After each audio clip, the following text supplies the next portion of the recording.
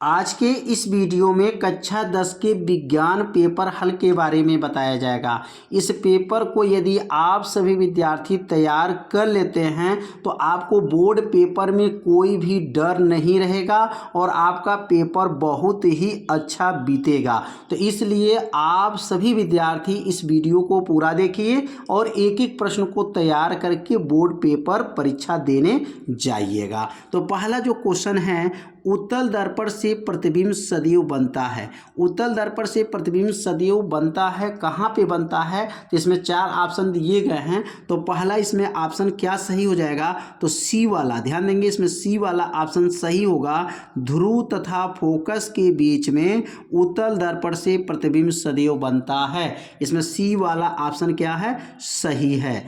अगला जो प्रश्न है देख सकते हैं, जब प्रकाश की किरण एक माध्यम से दूसरे माध्यम में जाने पर अभिलंब से दूर हटती हैं तो वह है। तो इसमें ऑप्शन क्या हो जाएगा? सघन माध्यम से जब विरल माध्यम में जाती हैं तो प्रकाश की किरण एक माध्यम से दूसरे माध्यम में जाने पर अभिलंब से दूर हटती हैं। इसमें ए वाला ऑप्शन क्या हो जाएगा? सही हो जाएगा। अब अगला प्रश्न को समझते हैं। अगला प्रश्न दिया गया है, एक उत्तल लेंस की फोकस दूरी 15 सेमी है, इससे 30 सेमी दूर पर स्थित वस्तु का प्रतिबिंब बनेगा। प्रतिबिंब की दूरी इसमें पूछा जा रहा है। तो सबसे पहले इस प्रश्न को हल करेंगे। तो हल करने पर यह देखेंगे, पहले फोकस दूरी एफ का मान दिया है और यह उत्तल लेंस है तो इसलिए एफ का मान प्लस रहेगा। यहाँ एफ बराबर 15 सेमी हो गया। यह फोकस दूरी प्रश्न में दिया गया था और 30 सेमी की दूरी पर जो है वस्तु रखा गया है। तो u बराबर -30 सेमी जो है दूरी पर वस्तु रखा गया है और वस्तु की दूरी हमेशा ऋणात्मक होगा, माइनस जो है 30 सेमी हो जाएगा। और v बराबर जो है यहाँ पर क्या बनेगा? प्रश्नवाचक हो जाएगा। v पूछ रहा है और यहाँ पर लेंस है कि दर्पण है, ध्यान देंगे यहाँ पर लेंस है तो लेंस का सूत्र लागू करेंगे। लेंस का सूत्र क्या होता है? तो आप सभी विद्यार्थी जानते हैं, 1/f बराबर 1/v माइनस 1/u। यह लेंस का सूत्र है। 1/f का मान क्या दिया गया प्रश्न में? 15 है तो 1/15 हो जाएगा और 1/v यहाँ पूछा जा रहा है -1/u। u का मान -30 है। मान को यहाँ पे क्या किया? भर दिया गया है। अब अगला लाइन क्या बनेगा? 1/15 बराबर हो जाएगा 1/v हो जाएगा और माइनस माइनस मिल के प्लस 1/30 हो जाएगा। अब 1/30 जो है प्लस है तो पक्षांतर करेंगे तो क्या बनेगा? 1/15 माइनस 1/30 बराबर हो जाएगा 1/ जो है v हो जाएगा। अब दोनों का हर देखेंगे तो बराबर नहीं है, यह 15 है, यह 30 है। तो इसको बराबर करेंगे तो 2 से ऊपर नीचे गुणा कर लीजिए, हर बराबर हो जाएगा। तो 2 से गुणा करेंगे तो 2 × 2 और 2 से यहाँ गुणा करेंगे तो 15 दूनी 30 माइनस 1/ जो है 30 हो जाएगा, बराबर हो जाएगा 1/v हो जाएगा।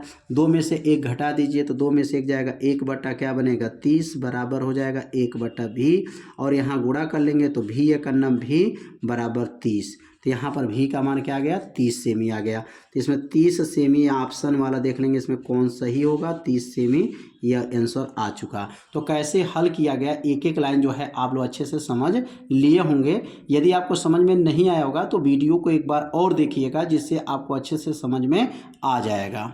तो इसमें ऑप्शन देखेंगे 30 सेमी, यहाँ देखिए 30 सेमी 2 ऑप्शन में दिया है, लेकिन 30 सेमी वस्तु से दूसरी ओर बनेगा क्योंकि धनात्मक हुआ है। तो 30 में दूसरी ओर वास्तविक उल्टा तथा वस्तु के आकार, वस्तु का आकार क्या? 30 सेमी था वस्तु का आकार, तो इसमें वस्तु के आकार के होगा। 30 सेमी दूरी पर वस्तु है तो इसलिए इसमें ऑप्शन कौन सही हो जाएगा? बी वाला ऑप्शन इसमें सही होगा। 30 सेमी पर वस्तु के दूसरी ओर वास्तविक उल्टा तथा वस्तु के आकार का प्रतिबिंब बनेगा। बी वाला ऑप्शन सही है। अगला जो प्रश्न है, जब श्वेत प्रकाश किरण एक प्रिज्म पर गुजरता है, तो जब श्वेत प्रकाश प्रिज्म पर गुजरता है तो निर्गत जो प्रकाश में प्रिज्म के आधार से दूरस्थ प्रकाश का रंग होता है।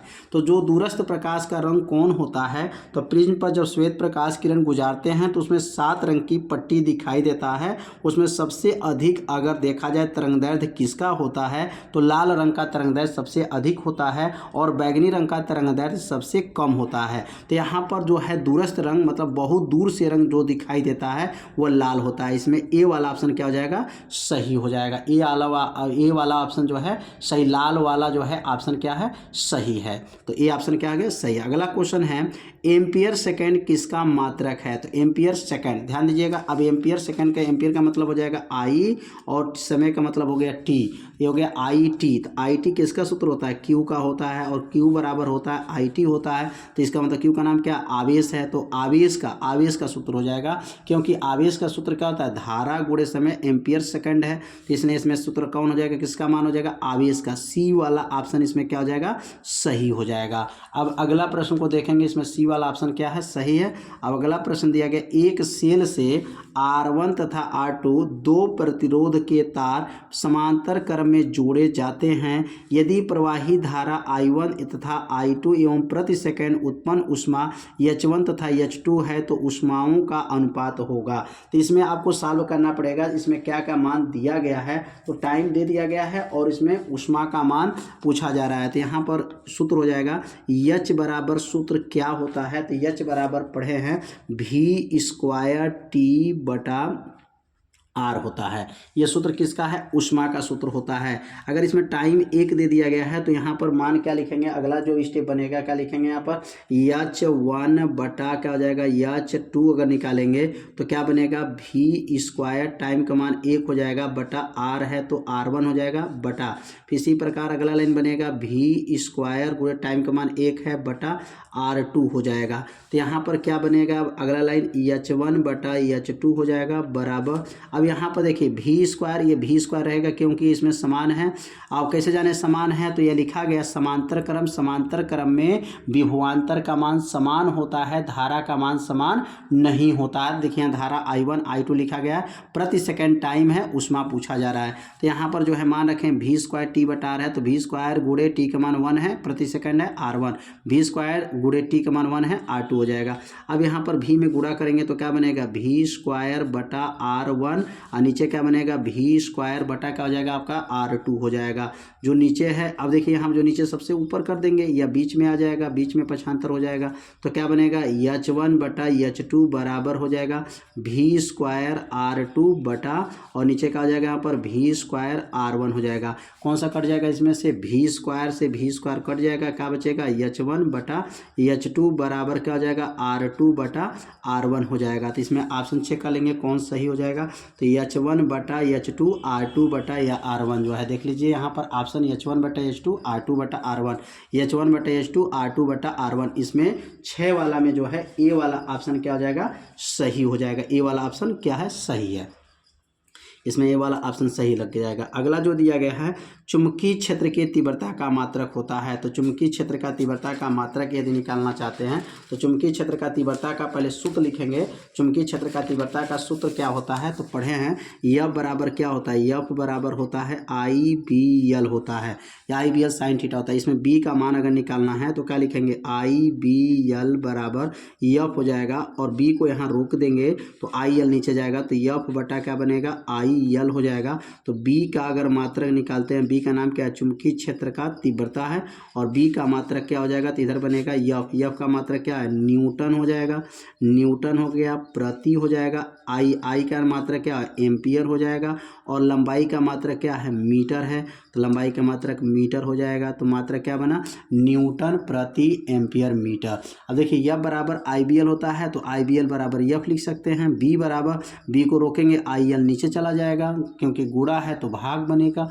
B का मात्रक क्या हो जाएगा? तो B का मतलब F का मात्रक न्यूटन, I का मात्रक एम्पियर और L का मात्रक मीटर। तो क्या बना? न्यूटन एम्पियर मीटर इसका मात्रक बन गया। इसमें ऑप्शन देखेंगे कौन सही है? न्यूटन प्रति एम्पियर मीटर, ये B वाला ऑप्शन क्या है? सही है। न्यूटन प्रति एम्पियर मीटर जो है B वाला ऑप्शन सही हो जाएगा। अब अगला प्रश्न है, कहा है प्रश्न में मेथेन का संरचनात्मक सूत्र है। तो मेथेन का CH4 होता है, तो CH4 यह आपका मेथेन का सूत्र हो जाएगा। 8वां नंबर में B वाला ऑप्शन क्या है?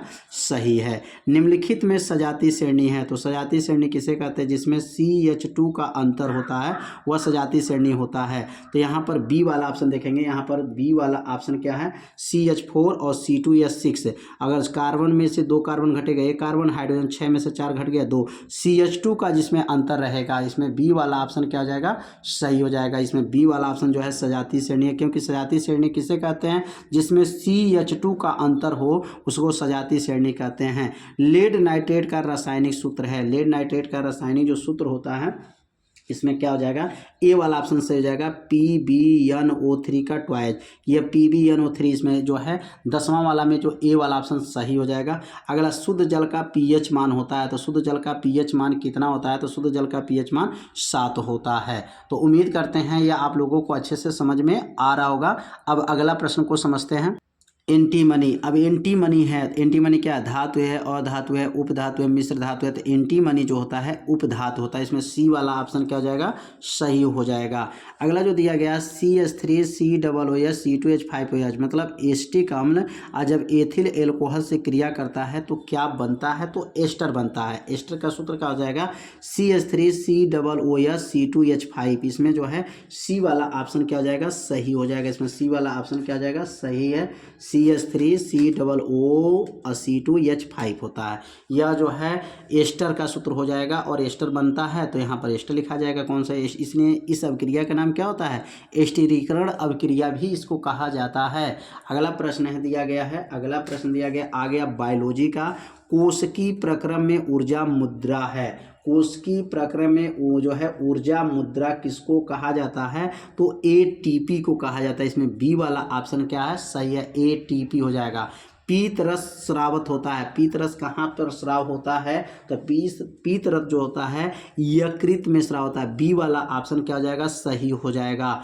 अगला दिया गया पराग कोश में होते हैं, पराग कोश में क्या होते हैं, परागण होते हैं। क्या होते हैं, परागण होते हैं। इसमें जो है डी वाला ऑप्शन क्या हो जाएगा, सही हो जाएगा।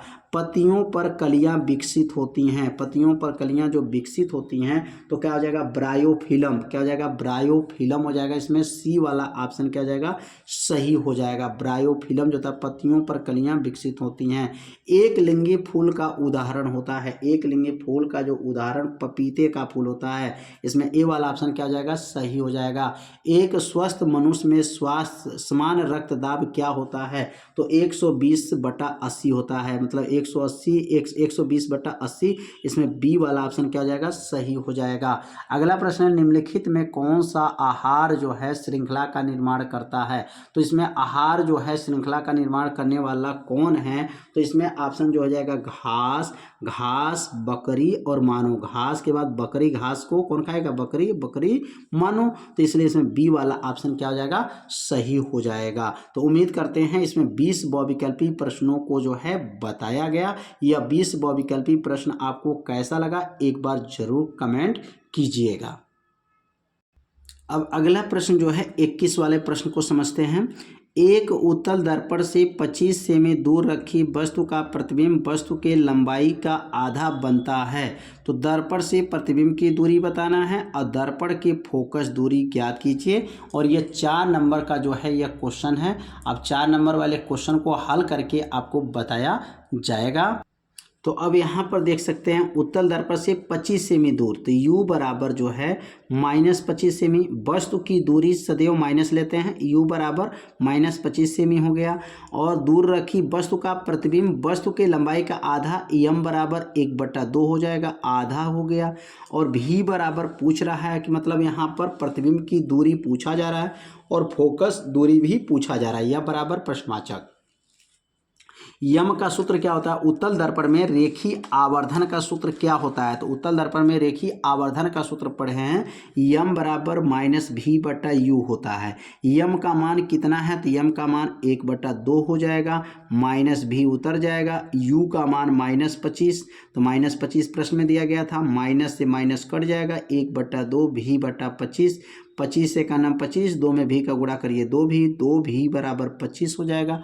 अब यहाँ 2v बराबर 25 कैसे हो गया, क्योंकि 25 का गुणा 1 में हुआ, 2 में भी का गुणा हुआ, 2v बराबर 25, तो v बराबर 2 नीचे चला जाएगा, 2 से 25 में भाग करेंगे, v का मान 12.5 सेमी, 25 का आधा हो जाएगा, 12.5 सेमी हो जाएगा। यहाँ पर प्रतिबिंब की दूरी प्रश्न में पूछा गया था, तो प्रतिबिंब की दूरी 12.5 सेमी कह सकते हैं या 25/2 सेमी कह सकते हैं। तो उम्मीद करते हैं यह प्रश्न जो है आप लोगों को अच्छे से समझ में आ गया होगा। और यह सूत्र जो है रेखीय आवर्धन की सहायता से लगेगा, क्योंकि प्रतिबिंब आधा बना है, जब आधा की बात करते हैं तो यम बराबर 1/2 करेंगे, दुगुना का था तो यम बराबर 2, 3 गुना तो यम बराबर 3 रह करके हल करना पड़ता। प्रश्न में आधा बोला गया, इसने यम बराबर 1/2 प्रयोग किया है।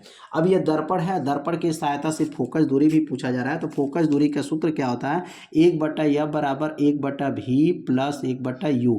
ये किसका सूत्र है, तो यह दर्पण का सूत्र है। 1/f बराबर 1/v का मान 25/2, क्योंकि v का मान देखिए 25/2 रखिए या 12.5 रखिए, बात एक ही है। 25/2 हो गया प्लस 1/u का मान -25 है। यहाँ पर 2 जो है नीचे वो सबसे ऊपर कर लीजिए, 2/25 हो जाएगा प्लस माइनस माइनस 1/25 हो गया। दोनों का हर आपस में क्या है, बराबर है। तो 25 नीचे 25 हो जाएगा। 2 में से 1 घटा दीजिए, 1/25 हो गया। यफ में 1 का गुणा कर, यफ 1 का नाम यफ, 25 से करना 25, यफ बराबर 25 सेमी। तो उम्मीद करते हैं फोकस दूरी भी आप लोगों को समझ में आ गया होगा। और यफ का मान यह प्लस में क्यों आया, क्योंकि उत्तल दर्पण की फोकस दूरी क्या होती है, धनात्मक होती है, और यहाँ धनात्मक मान आया हुआ है। अब अगला प्रश्न दिया गया है, अगला प्रश्न को समझ लेते हैं। अभिसारी किरणों के मार्ग में अवतल लेंस रखने पर किरणें लेंस से 20 सेमी पीछे अक्ष पर फोकस होती हैं। लेंस की अनुपस्थिति में किरणें कहाँ फोकस होती है, लेंस की फोकस दूरी 30 सेमी है। तो यहाँ पर जो है क्या क्या मान दिया गया है, तो भी का मान, जब यहाँ पर भी का मान जो है 20 सेमी पीछे, लेंस की जो है किरण जो है 20 सेमी पीछे, तो जब पीछे जो बनेगा तो प्रतिबिंब हो जाएगा भी बराबर 20 सेमी हो जाएगा। और यह बराबर जो है फोकस दूरी यहाँ पे दिया गया, फोकस दूरी 30 सेमी, यह बराबर -30 सेमी। अब माइनस क्यों लगा रहे हैं, क्योंकि अवतल लेंस है, अवतल लेंस की फोकस दूरी माइनस होता है। इसमें u बराबर पूछा जा रहा है, तो u बराबर प्रश्नवाचक हो जाएगा। और यहाँ u का मान निकालने के लिए अब यहाँ लेंस का सूत्र प्रयोग करेंगे। पहले दर्पण का सूत्र का प्रयोग किए हैं, अब यहाँ लेंस का सूत्र का प्रयोग होगा। अब लेंस का सूत्र क्या होता है, तो 1/f बराबर 1/v माइनस 1/u, ये किनका सूत्र है, लेंस का सूत्र होता है। 1/f का मान क्या है, 1/-30 हो जाएगा बराबर 1/v का मान 20 हो जाएगा माइनस 1/u। अब यह माइनस क्यों रखें, क्योंकि अवतल लेंस की फोकस दूरी ऋणात्मक होती है। ये माइनस चिन्ह पक्षांतर करेंगे तो ये प्लस हो जाएगा, और ये माइनस से पक्षांतर करेंगे तो यह प्लस हो जाएगा, 1/30 सेमी हो जाएगा। अब यहाँ पर हर बराबर नहीं है तो आप एलसीएम ले सकते हैं। एलसीएम का मतलब यह हो गया कि यहाँ 3 से गुणा करेंगे तो 60 आएगा, और यहाँ 2 से गुणा करेंगे तो 60 आ जाएगा। तो यहाँ पर 3 से गुणा हो गया तो 3 × 9 3 हो गया, और 2 से यहाँ गुणा करेंगे तो 2 × 9 2 हो जाएगा। दोनों का हर बराबर हो गया, 3 + 2/60 हो जाएगा। अब अगला लाइन क्या बनेगा, 3 2 जोड़िए कितना हो जाएगा, 5 हो जाएगा। तो 1/u बराबर 5/60 हो गया। अब इसका उल्टा कर दीजिए, u/1 तो 60/5, 5 से 60 को काट दीजिए, u बराबर 12 सेमी हो जाएगा। तो यहाँ पर वस्तु की दूरी जो है कितनी दूरी सेमी हो जाएगा, 12 सेमी हो जाएगा। और यही इसका क्या हो जाएगा, आंसर हो जाएगा। यहाँ पर ध्यान दीजिएगा, एलसीएम जो लिए हैं तो एलसीएम लेना आप लोग जानते ही होंगे, नहीं जानते हैं तो हर बराबर कर लीजिए। यहाँ पर 3 से गुणा, यहाँ पर 2 से गुणा करेंगे, हर बराबर हो जाएगा। तो u का मान जो है 12 सेमी आ गया। अब अगला प्रश्न है, 2 ओम 3 ओम और 6 ओम के 3 प्रतिरोधों को किस प्रकार जोड़ा जाए ताकि वह 4 ओम और 1 ओम तुल्य प्रतिरोध प्राप्त हो जाए। आपको 3 प्रतिरोध दिया गया, पहला प्रतिरोध 2 ओम है, 3 ओम है, 6 ओम है। इसको आपको ऐसा जोड़ा जाएगा कि उत्तर 4 आना चाहिए, एक उत्तर 1 आना चाहिए। तो पहले क्या लिखेंगे कि हमारे पास कौन कौन प्रतिरोध है, 2 ओम का है, 3 ओम का है, 6 ओम का है। अगर हम 2 ओम को ध्यान देंगे, 3 ओम 6 ओम, इसको हम समांतर क्रम में अगर जोड़ दें तो उत्तर क्या आएगा, तो लिखेंगे 3 ओम 6 ओम समांतर क्रम में है। तो समांतर क्रम का सूत्र क्या होता है, तो 1/r बराबर 1/r1 प्लस 1/r2, ये समांतर क्रम का सूत्र होता है। 1/r बराबर 1/r1, r1 को हम 3 माने हैं क्योंकि r1 3 हो गया, r2 6 हो जाएगा, तो r2 1/6 हो गया। 1/r बराबर, यहाँ पर हर बराबर नहीं है तो यहाँ पर भी क से गुणा करना पड़ेगा, 2 से ऊपर नीचे गुणा कर लीजिए, हर बराबर हो जाएगा। 2 × 9 2, 2 × 3 6, 2 प्लस हो जाएगा 1/6, हर बराबर हो गया 6। यहाँ 2 से गुणा करेंगे तो हर आपस में क्या हो जाएगा, बराबर हो जाएगा। तो 3 हो जाएगा, कैसे हो जाएगा, 2 और 1 जोड़िए कितना हो गया, 3/6 हो जाएगा।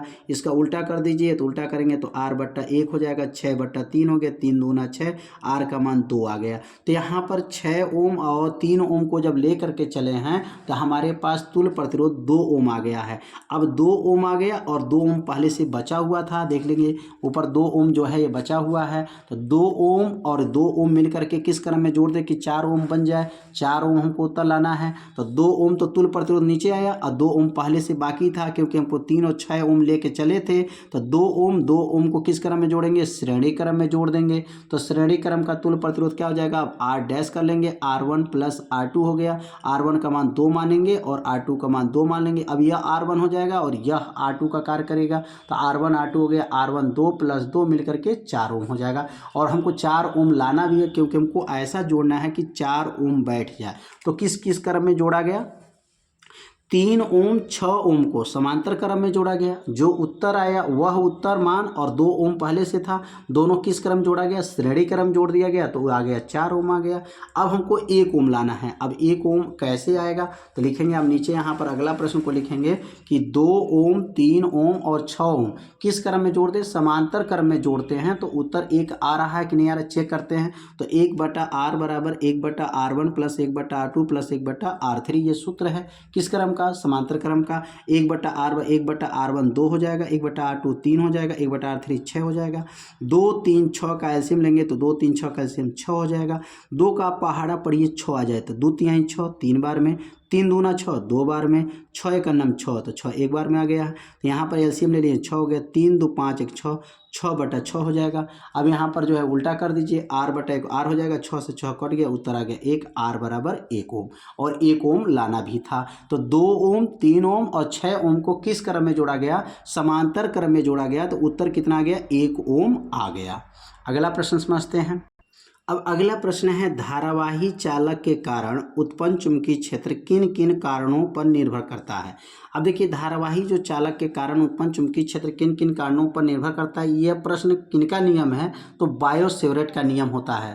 तो एग्जाम में जो है बायो सेवरेट का नियम भी अगर पूछा जाएगा तो यही उत्तर जो है होगा, बायो सेवरेट का नियम और धारावाही चालक के कारण उत्पन्न चुंबकीय क्षेत्र किन किन कारणों पर निर्भर करता है, दोनों का उत्तर एकदम सेम होता है। और आगे देख सकते हैं, चुंबकीय क्षेत्र का दिशा ज्ञात करने के लिए प्रयुक्त नियम का नाम लिखकर उसे स्पष्ट कीजिए। तो यहाँ पर सबसे पहले लिखेंगे धारावाही चालक के कारण उत्पन्न चुंबकीय क्षेत्र किन किन बातों पर निर्भर करता है। तो पहला आपको ध्यान देना है कि चुंबकीय चालक धारावाही चालक के कारण उत्पन्न चुंबकीय क्षेत्र तीव्रता निम्नलिखित बातों पर निर्भर करता है। पहला क्या बात निर्भर करता है, बी का नाम क्या है, चुंबकीय क्षेत्र है। आई का नाम क्या है, धारा। चुंबकीय क्षेत्र धारा के अनकर्मानुपाती होता है। तो कहेंगे चुंबकीय क्षेत्र का मान चालक में बहने वाली धारा के क्या होता है, अनकर्मानुपाती होता है। तो बी अनकर्मानुपाती, आई समीकरण नंबर 1 बन जाएगा। चुंबकीय क्षेत्र का मान, अब देखिए दूसरा नाम क्या है, चुंबकीय क्षेत्र का मान, और इसका नाम क्या है, अल्पांश लंबाई या अल्प लंबाई। चालक खंड के अल्प लंबाई के क्या होता है, अनकर्मानुपाती होता है। तो बी अनकर्मानुपाती डेलियल पूछेंगे, डेलियल का नाम क्या है, तो अल्प लंबाई है। और बी का नाम क्या है, चुंबकीय क्षेत्र की तीव्रता है। अगला जो है, चुंबकीय क्षेत्र का मान जो होता है चालक के बीच के दूरी के वर्ग के व्युत्क्रमानुपाती। अब यहाँ पर बटा में आ गया तो इसलिए इसका नाम क्या हो जाएगा, व्युत्क्रमानुपाती हो जाएगा। चुंबकीय क्षेत्र का मान चालक के बीच के दूरी के वर्ग के क्या होता है, व्युत्क्रमानुपाती होता है। तो बी व्युत्क्रमानुपाती 1/r² हो जाएगा। अगला जो लिखेंगे, चुंबकीय क्षेत्र का मान चालक के बीच बने कोण ज्या साइन थीटा के अनकर्मानुपाती होता है। बी अनकर्मानुपाती साइन थीटा समीकरण नंबर 4 हो जाएगा। अब चारों समीकरणों को संयुक्त करेंगे तो क्या लिखेंगे, समीकरण 1 समीकरण 2 समीकरण 3 समीकरण 4 को संयुक्त करने पर तो संयुक्त कैसे होगा, तो बी बी बी बी मिल करके क्या हो जाएगा, बी हो जाएगा। 4b मतलब 1b लिख दीजिएगा। और क्या बनेगा, चिन्ह 4 चिन्ह है तो 4 चिन्ह है तो 1 चिन्ह लिखा जाएगा। और क्या लिखेंगे, आई डेलियल बटा में r² साइन थीटा, तो आई डेलियल साइन थीटा बटा r² हो जाएगा। तो यहाँ पर उम्मीद करते हैं यह बायो सेवरेट का नियम आप लोग को अच्छे से समझ में आ गया होगा।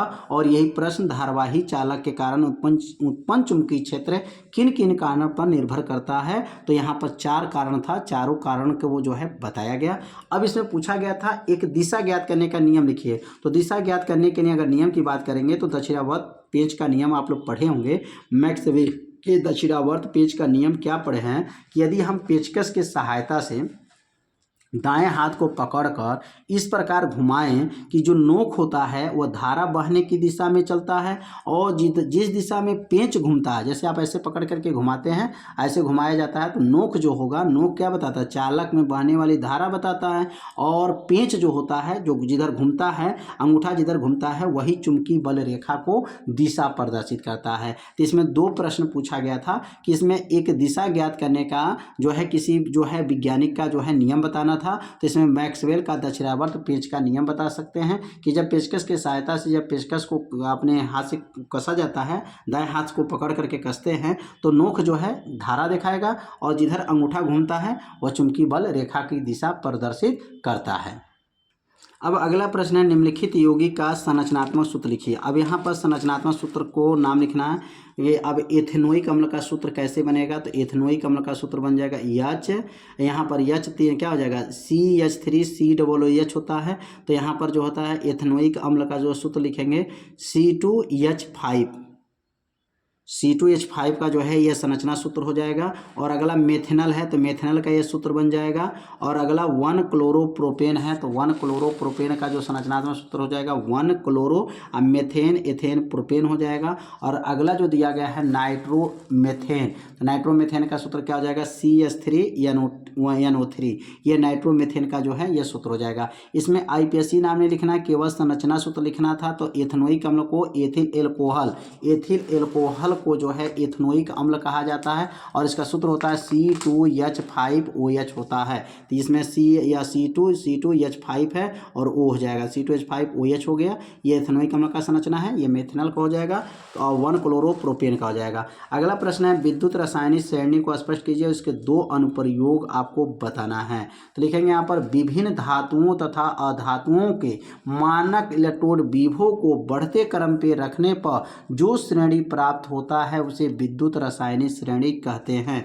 धातुओं और अधातुओं के मानक इलेक्ट्रोड विभव को बढ़ते क्रम पे रखने पर जो श्रेणी प्राप्त होता है उसे विद्युत रासायनिक श्रेणी कहते हैं। अब इसका कह रहा है कि 2 अनुप्रयोग बताइए, तो इनका 2 अनुप्रयोग भी आप नोट कर लीजिए। पहला जो अनुप्रयोग है विद्युत रासायनिक श्रेणी का अनुप्रयोग, पहला, श्रेणी क्रम के ऊपर व्यवस्थित तत्व अपने नीचे वाले तत्व को उनके विलयन को विस्थापित कर देता है। और दूसरा जो अनुप्रयोग है, ऊपर से नीचे जाने पर धातुओं को रासायनिक सक्रियता तथा धन विद्युतीय लक्षण घटता है। तो ये 2 जो है विद्युत रासायनिक श्रेणी के जो है अनुप्रयोग हैं। और ये क्वेश्चन तो हर साल पूछा जा रहा है, मिश्र धातु किसे कहते हैं, मिश्र धातु किसे कहते हैं और इसका उपयोग कहाँ किया जाता है। लिखेंगे, जब 2 या 2 से अधिक धातुओं को गलित अवस्था में मिश्रित करने पर निर्मित समांगी मिश्रण को मिश्र धातु कहते हैं। मिश्र धातु क्या है, जब 2 या 2 से अधिक धातुओं को गलित अवस्था में मिश्रित करने पर निर्मित समांगी मिश्रण को मिश्र धातु कहते हैं। और कापर का अगर मिश्र धातु जो है पूछा गया, कापर के 2 प्रमुख मिश्र धातु, इसका उपयोग बताना है। तो कापर का मिश्र धातु गन मेंटल होता है, यह कापर का महत्वपूर्ण मिश्र धातु होता है, जिसमें कापर कितना % होता है, 88% होता है, और टीन जो होता है 10% होता है, और जिंक जो होता है 2% होते हैं। इनका उपयोग जो होता है बंदूक, हथियार, मशीनों के पुर्जे बनाने में किया जाता है। और यहाँ पर देख सकते हैं पीतल जो है इसका कापर का मिश्र धातु का है, यह कापर का मिश्र धातु होता है। इसमें कापर 80% होता है तथा जिंक 20% होता है। इसका उपयोग जो होता है बर्तन तथा क्या है, तार बनाने में प्रयोग किया जाता है। तो उम्मीद करते हैं ये आप लोग को मिश्र धातु की परिभाषा और मिश्र धातु का कहाँ उपयोग किया जाता है यह समझ में आ गया होगा। अगला जो है, निम्नलिखित यौगिक का IPSC नाम लिखना है। IPSC नाम लिखना है। HCHO का नाम क्या है, यह HCHO का नाम मेथेनल है। क्या है, मेथेनल है, क्योंकि इसमें एल्डिहाइड समूह है। और CH3CH2 डबल बॉन्ड CH2, तो यह मेथेन एथेन प्रोपेन है, डबल बॉन्ड लगा है, तो यह हो जाएगा प्रोपीन। क्या बनेगा, प्रोपीन हो जाएगा। अगला प्रश्न है, कार्बन की संयोजकता पर एक संक्षिप्त टिप्पणी लिखिए। कार्बन की जो संयोजकता पर एक संक्षिप्त लिखें, कार्बन का परमाणु क्रमांक जो होता है वह 6 होता है, और इसका इलेक्ट्रॉनिक जो विन्यास होता है 2,4 है। इसके बाह्यतः कोश में 4 इलेक्ट्रॉन होते हैं, और यह 4 इलेक्ट्रॉन 4 संयोजक बंध बनाने में प्रयुक्त होते हैं, तथा कार्बन की संयोजकता 4 होती हैं। कार्बन की संयोजकता कितनी होती हैं, 4 होती हैं। तो यह प्रश्न भी बहुत बार पेपर में पूछा गया, कार्बन की संयोजकता पर एक संक्षिप्त टिप्पणी लिखिए। तो कैसे लिखेंगे, कार्बन का परमाणु क्रमांक क्रमांक 6 है। इसका इलेक्ट्रॉनिक जो विन्यास होता है 2,4 है। इसके बाह्यतम कोष में 4 इलेक्ट्रॉन होते हैं, क्योंकि बाह्य कोष में देखिए 4 इलेक्ट्रॉन है, 2,4 है। और ये चारों इलेक्ट्रॉन 4 संयोजक बंध बनाने में प्रयुक्त होते हैं तथा कार्बन की संयोजकता 4 होती है। तो उम्मीद करते हैं यह प्रश्न आप लोगों को अच्छे से समझ में आ रहा होगा। अगला प्रश्न है, बेकिंग पाउडर खाने का सोडा का रासायनिक नाम और अणुसूत्र लिखिए। बेकिंग पाउडर को गर्म करने पर क्या होता है? तो बेकिंग पाउडर का अगर रासायनिक नाम की बात करते हैं तो बेकिंग जो है सोडा का रासायनिक नाम क्या हो जाएगा? तो लिखेंगे सोडियम बाइकार्बोनेट होता है। रासायनिक नाम क्या है? सोडियम बाइकार्बोनेट का जो है खाने का सोडा का नाम है। और अणुसूत्र क्या होता है? NaHCO3 होता है। यह खाने का सोडा का सूत्र होता है। बेकिंग पाउडर को गर्म करने पर धामन सोडा बनता है। कहा है ना प्रश्न में, बेकिंग पाउडर को गर्म करने पर क्या बनता है? तो बेकिंग पाउडर को गर्म करने पर धामन सोडा बनता है। और ये बेकिंग पाउडर हो गया। गर्म करेंगे तो Na2CO3H2O + CO2 बनेगा। इसका मतलब ये धामन सोडा बनेगा। सोडियम कार्बोनेट का जलीय विलयन प्राप्त होता है। अगला प्रश्न है, निम्नलिखित पर संक्षिप्त टिप्पणी लिखिए। द्विविस्थापन अपक्रिया, यह प्रश्न तो हर साल पेपर में आता है। द्विविस्थापन अपक्रिया क्या है? वे अपक्रिया जिसमें 2 परमाणु या परमाणुओं के समूह अदला बदली हो जाती है द्विविस्थापन अपक्रिया कहते हैं। जैसे यहाँ पर सिल्वर नाइट्रेट में जो है NaCl से क्रिया किए हैं तो NaCl जो Cl यहाँ पे चला गया है और NO3 यहाँ पे चला जाएगा। आदान प्रदान जो है हुआ है, परमाणुओं को आदान प्रदान जिस समूह में होता है, जिस अपक्रिया में होता है, उसी को द्विविस्थापन अपक्रिया कहते हैं। तो ये सिल्वर नाइट्रेट में नमक NaCl से क्रिया किया गया तो AgCl हो गया और सोडियम नाइट्रेट बन गया है। अगला है उदासीनीकरण अपक्रिया क्या होता है? तो लिखेंगे जब अम्ल तथा क्षार को मिलाते हैं तो लवण तथा जल बनता है। इस अपक्रिया को उदासीनीकरण अपक्रिया कहा जाता है। यह हो गया अम्ल हो गया और यह हो गया क्षार हो गया और ये बनेगा नमक जो लवण और यह बन गया जल बन गया। तो उदासीनीकरण अपक्रिया जब अम्ल तथा क्षार को मिलाते हैं तो लवण तथा जल बनता है और इस अपक्रिया को उदासीनीकरण अपक्रिया कहते हैं। अगला जो है योगात्मक अपक्रिया, तो कहेंगे वे अपक्रिया जिनमें 2 या 2 से अधिक पदार्थ संयोग करके केवल एक पदार्थ बनाता है, ऐसे अपक्रिया को योगात्मक अपक्रिया कहते हैं। 2 पदार्थ को गर्म करने पर एक पदार्थ बन जाए, ऐसे अपक्रिया को योगात्मक अपक्रिया कहा जाता है।